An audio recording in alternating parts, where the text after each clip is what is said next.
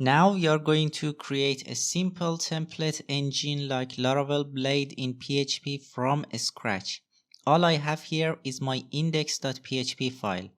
At the end, I would like to be able to run a line like this and get the view, return view, view name, and some data that I want to pass to my view. So let's create this function. Function view. It takes two arguments, view name and the data, which by default can be empty. In order to keep my project clean, I want to have all my views in a directory called views. So let's create that directory. And let's get the path in our function. View path equals to this. The first and the easiest way to achieve this is just to simply require the view file. As the view name, I can pass something like welcome.php, but I don't want to have that .php at the end of the view name, so I will add it in my function instead. And as for data, let's create an array with name John Doe. Let's create a file in our view directory and echo the name. This is our view file, so I want to have HTML content as well, and then write PHP code in that like echo the name. Let's start our PHP server by running php s localhost 8000. As you can see, it works fine, but I don't like this approach, so let's improve it step by step. The very first thing that I don't like is the fact that I have to call data and get the name from it. When I pass an array to my view function, I want the keys of the array to be the variable name and the values of that be the value of the variable. So here I would like to be able to write echo name rather than echo data name. And right now it doesn't work. In order to fix this, we should use extract function, which is a built-in PHP function that does exactly what we need. It converts the array keys to variable, and the values will be the value of that variable. Now if I go to my browser and refresh the page, it works great. The next thing I would like to get rid of is this question mark PHP stuff. I want to be able to have something like this, which is used in Laravel Blade as well. At the moment, it's not gonna work, so let's fix it. First, instead of requiring the file, we should get the contents of the file. Then, like a string, we can use regex or simple string replace function to achieve what we want. So let's get the content of the file with file get content and store that in a variable called content. Now this content variable is a string of all the file. We can use regex to easily replace this, but first we can try with a string replace as well. Now this is a string and it has changed our brackets to opening and ending tags of PHP. How can we run it as a PHP file? We can use eval.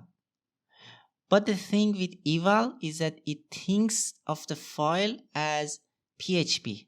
So it adds some question mark PHP tag on its own at the beginning.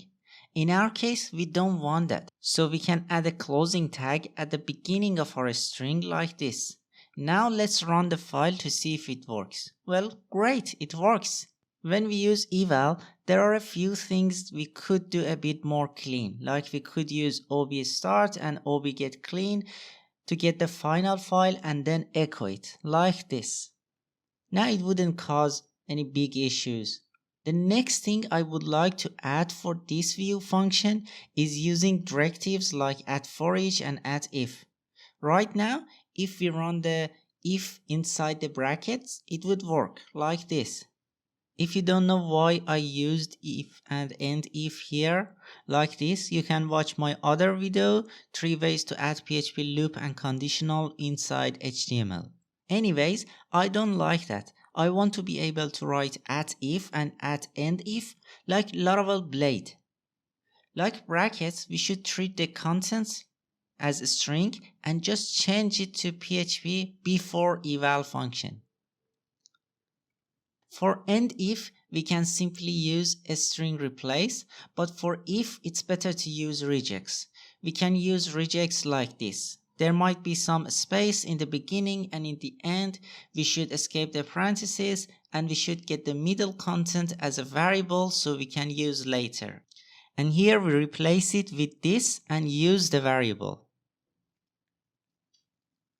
We can change the approach we took for brackets as well and change it with echo so we wouldn't have to write echo every time. That would make our view much cleaner. With this, you can easily add other directives. So let's add for each as well. Let's add another item in our data array, numbers, which is an array of 1, 2, 3, 4, and 5. As practice, you can continue and add else and switch directives. Also, you can change this whole code and put it in a method of a class and use it in an object-oriented manner. If you're not familiar with object-oriented programming, you can watch the playlist I created where I explain all the important things. Before we go, I want to add 2 notes. The first one is that in general, if we don't use eval function, it would be better for security reasons. In order to solve this issue, Laravel lists the final content into some cache file and then uses that. So let's create another directory called cache, and instead of using eval, write the file in cache directory and then read from that.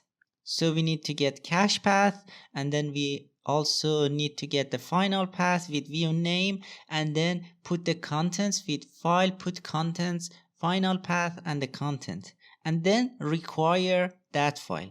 And if we look at our cache file, we can see that it's the correct file.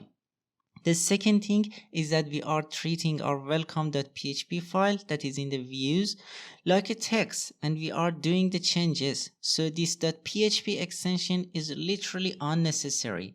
It can have any extension we want. We can change it to AMIR and it would still work fine. That's it for today. Enjoy coding.